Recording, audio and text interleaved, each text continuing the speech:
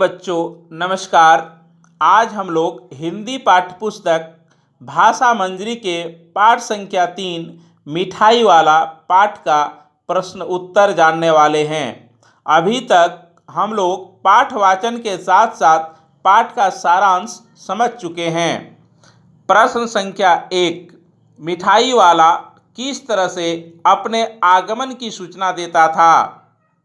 इसका उत्तर है, मिठाई वाला बहुत ही मादक और मधुर स्वर में गा गाकर अपने आगमन की सूचना देता था। प्रश्न संख्या 2, बच्चे मिठाई वाले के पास क्यों खींचे चले आते थे?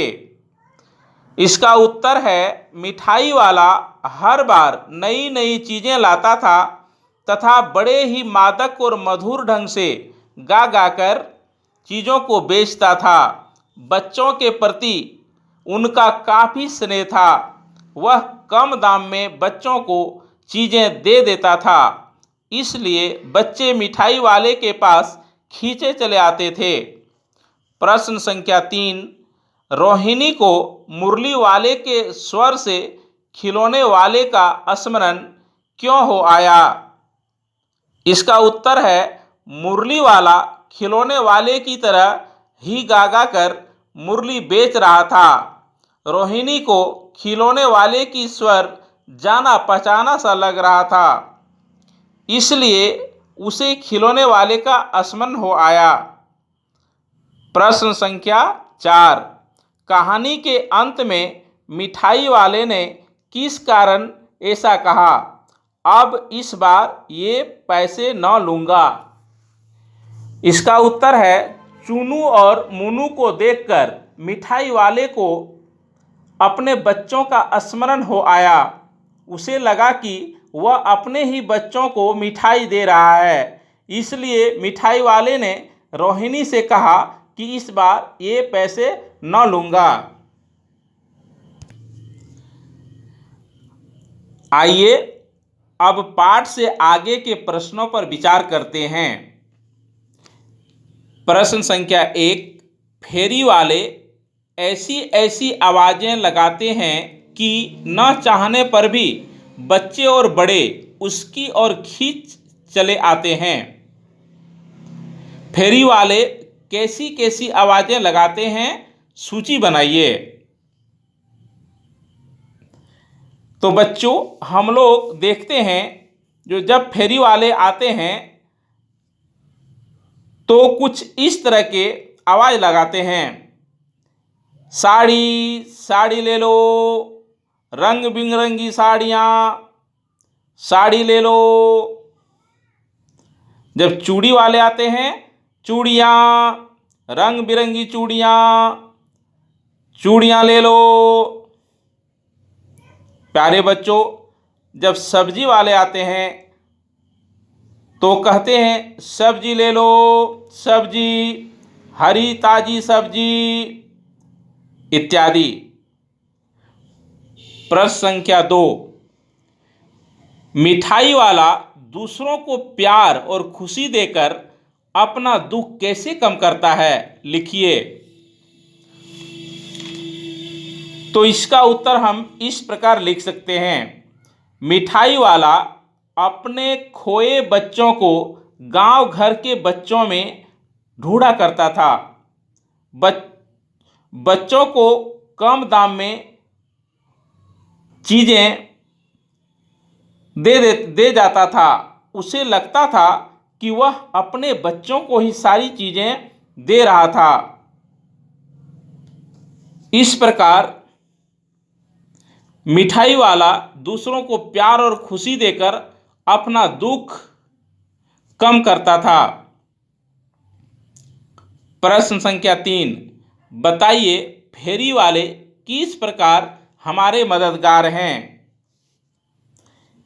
इसका उत्तर हो सकता है, फेरी वाले घर बैठे ही हमें बहुत सारी चीज़ें पहुंचा देते हैं, जिससे हमें कहीं जाना नहीं पड़ता है। इससे समय की काफ़ी बचत होती है। इस प्रकार फेरी वाले हमारे मददगार हैं। प्रश्न संख्या 4, फेरी वाले से विजय बाबू मोल भाव करते हैं।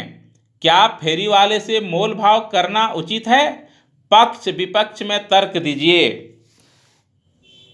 इसका उत्तर हो सकता है फेरी वाले काफ़ी गरीब होते हैं। वह घूम घूम कर चीज़ें बेचकर अपने परिवार का भरण पोषण करते हैं। हमें मोल भाव नहीं करनी चाहिए। अगर मोल भाव करनी चाहिए तो स्वयं कारण बताते हुए अपनी कॉपी पर लिखें। अगर ज़रूरी हो तो मोल भाव कर सकते हैं। इसमें अपना विचार देना है।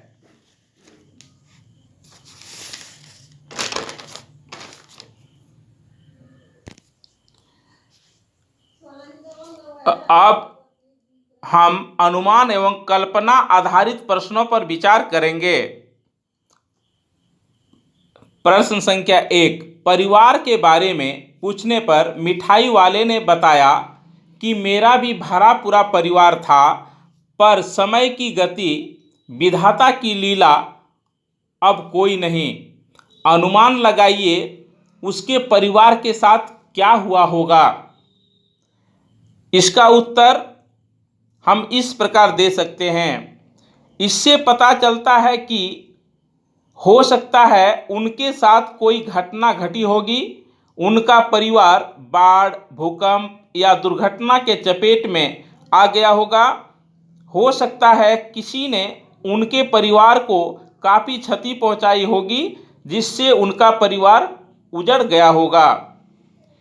प्रश्न संख्या 2, मिठाई वाले ने पेटी उठाई और कहा, अब इस बार ये पैसे न लूँगा।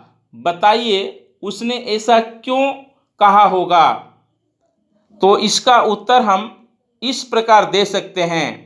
हो सकता है मिठाई वाले को चुन्नू मुन्नू को देखकर उनके बच्चों की याद आ गई होगी एवं उनकी दादी को देखकर अपनी दादी की याद आ गई होगी। उन्हें लगा होगा कि मैं अपने ही बच्चों को चीज़ें दे रहा हूँ। प्यारे बच्चों, आइए अब हम भाषा संदर्भ के प्रश्नों पर विचार करते हैं।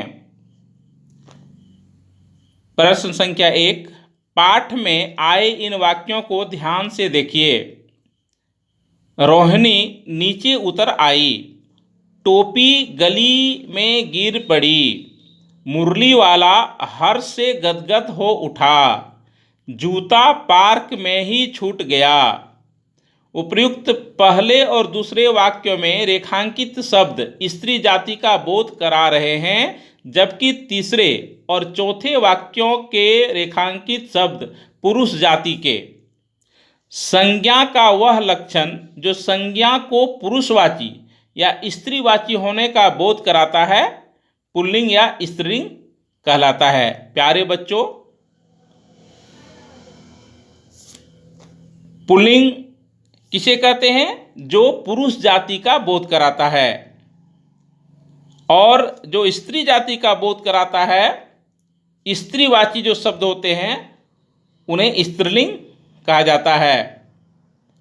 अब आप लोग अपने पाठ से, यानी जो पाठ अभी हम लोग पढ़े मिठाई वाला, इस पाठ से 10-10 पुल्लिंग एवं स्त्रीलिंग शब्द चुनकर अपनी कॉपी पर लिखिए।